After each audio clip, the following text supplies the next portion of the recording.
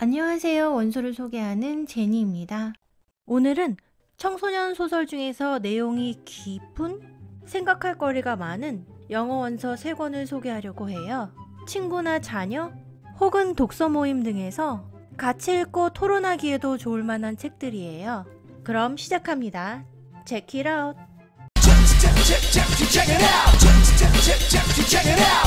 첫 번째 책은 1994년 뉴베리 메달 수상작 The Giver입니다. 한국어 번역서 제목은 기억 전달자예요.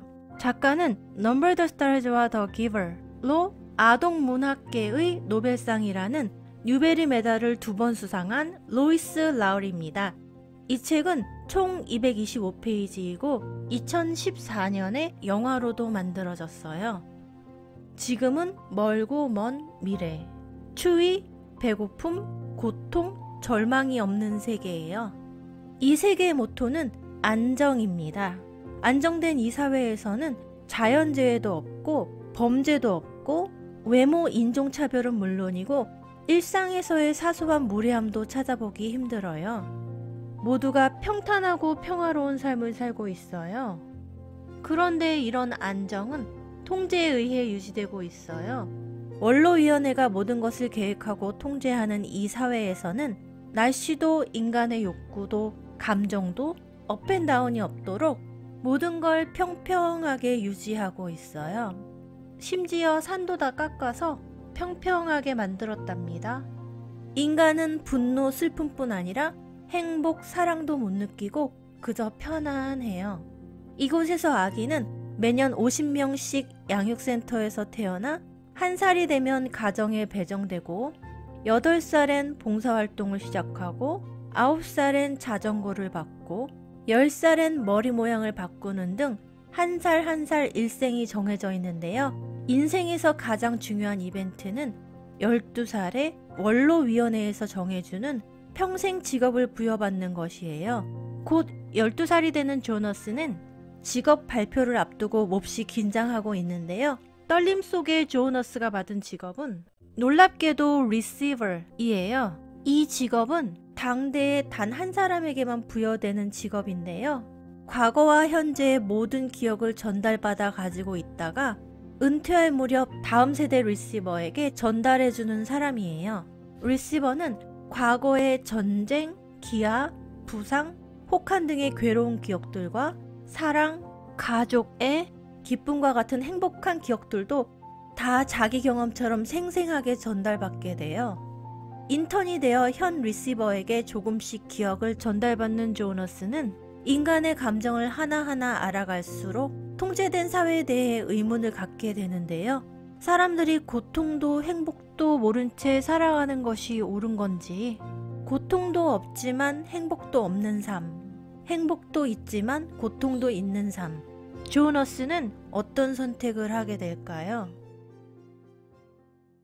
두 번째는 베스트셀러 작가가 된 변호사 브라이언 스티븐슨의 Just Mercy, 한국어 번역본 제목 월터가 나에게 가르쳐 준 것입니다.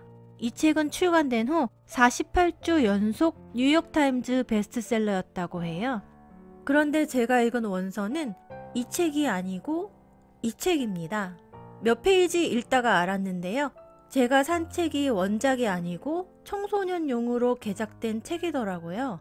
청소년용은 262페이지이고 원작은 368페이지입니다. 2019년에 영화로 제작되었어요. 저스트 머시는 하버드 로스쿨을 졸업하고 젊은 나이에 인권 변호사가 된 브라이언 스티븐슨이 자신이 맡았던 실제 사건들을 토대로 쓴 이야기예요. 책 전반에 걸쳐서 살인죄의 누명을 쓰고 사형수가 된 월터 사건을 바로잡기 위한 과정이 진행되고 중간중간 챕터들에서는 그 밖에 브라이언이 맡았던 여러 사건들이 그려져 있어요.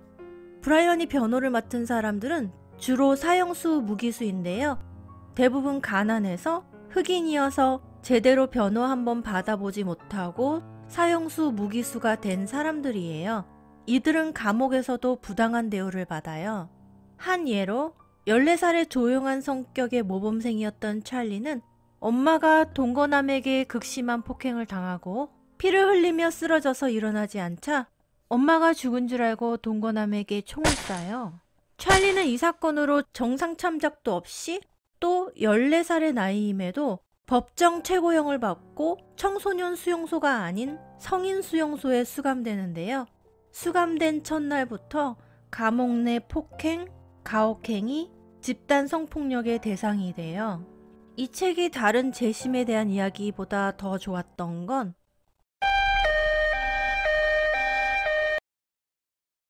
월터가 무죄 판결을 받는 순간이 끝이 아니라 그 후의 월터의 인생, 사망하기까지의 월터의 삶을 그렸다는 건데요. 책 후반에 저는 특히 마음에 오래 남는 부분이 있어요. 월터는 어렵게 무죄를 받고 6년 만에 감옥에서 나오는데요. 직장을 구하기도 어렵고 좀처럼 사회에서 받아들여지지 않아요. 이에 안타까운 브라이언은 월터가 무죄인 거 알지 않냐, 억울하게 감옥 산 거 알지 않냐 호소를 하는데요. 이에 상대는 이렇게 답합니다.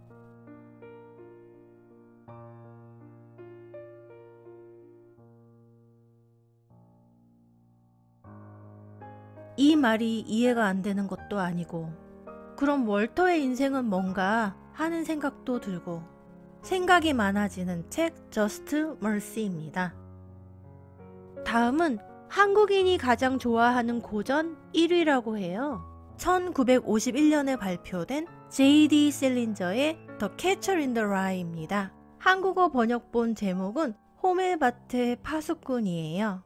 총 234페이지로 글이 두껍지 않아요. 2017년 영화 호멜밭에 반항하는 작가 셀린저에 대한 이야기로 호멜밭의 파수꾼을 집필하는 전후 과정을 그렸는데 책을 읽고 나서 보면 느낌이 팍팍 와요. 영화도 추천! 홀든 콜필드는 세상을 삐딱하고 냉소적으로 바라보는 10대 소년이에요. 특별히 하고 싶은 것도 꿈도 없어요. 키는 187이 넘고 머리 오른쪽에는 새치가 가득하지만 12살처럼 행동할 때가 많답니다. 홀든이 재학 중인 기숙학교 펜시 고등학교는 명문고로 유명한데요. 홀든에게 그곳의 선생님들은 점잖은 척하는 위선자들이고 학생들은 다 사기꾼일 뿐이에요. 이번 학기 5과목 중 4과목에서 낙제를 받은 홀든은 퇴학이 결정되고 퇴학을 앞둔 홀든은 학교를 뛰쳐나와 뉴욕시로 갑니다. 뉴욕시에서 호텔, 클럽 등을 다니며 사기당하고 거짓말에 속고 얻어맞고 학교에서보다 더한 사기꾼, 위선자들을 만나는 홀든은 더욱더 어른들의 세계에 환멸을 느껴요. 그리고 아이들이 순수함을 잃지 않도록 지켜주고 싶다는 생각을 하게 됩니다. The Catcher in the Rye는 학교를 뛰쳐나온 뒤 홀든의 3일간의 이야기예요. 이 책은 왜 이런 말을 할까? 왜 이런 행동을 할까 생각하게 되는 부분이 많지만 의미를 하나하나 따지지 않더라도 홀든의 자충우돌 방황과 재치있게 냉소적인 문장들만으로도 충분히 즐길 수 있는 책인 것 같아요.